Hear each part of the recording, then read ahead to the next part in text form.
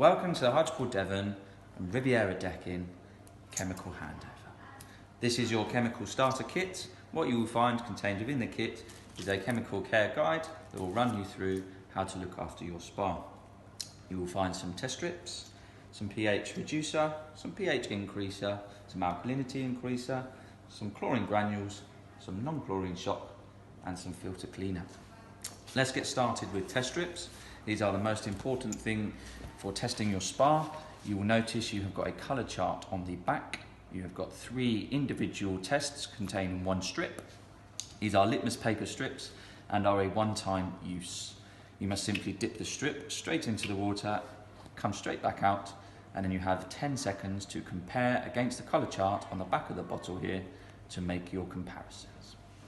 The top line is your chlorine reading, and this is measured in parts per million.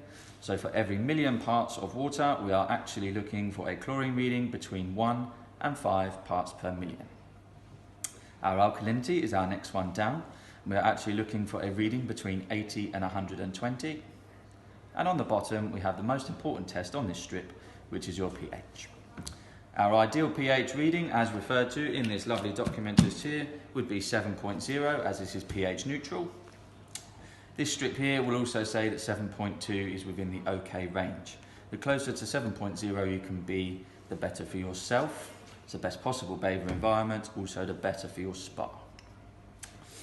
Dependent on your water in your area, you could be soft or you could be hard.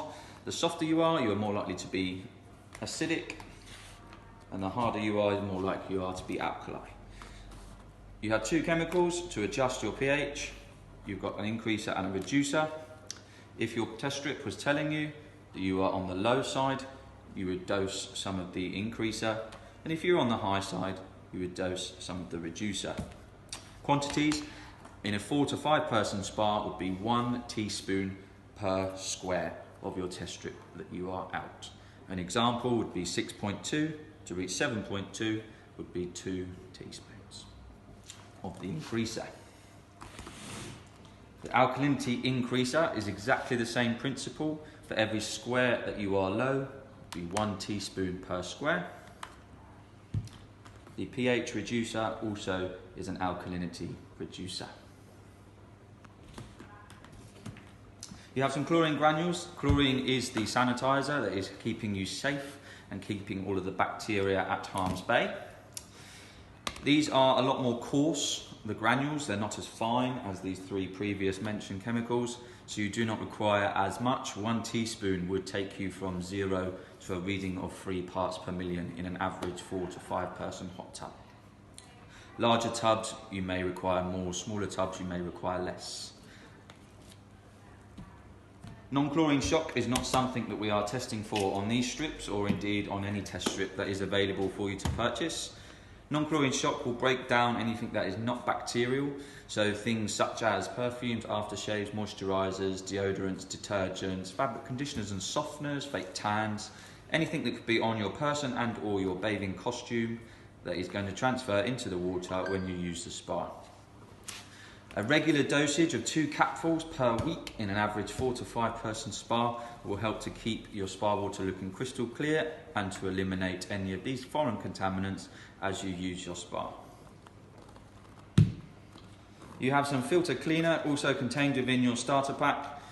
I would recommend rinsing your filter once a week thoroughly with a hose pipe, and then every 2nd week I would use a very small amount of the filter cleaner on your cartridge. Let it sit and dwell for around 10 to 15 minutes and then rinse through thoroughly with your hose pipe. When dosing chemicals, always run your spa on full capacity, so turn every jet you have available on, and please leave the lid off for any gases given off by chemicals to escape. Never ever dose 2 chemicals in the same spot at the same time. Please always allow a few minutes between dosing each one.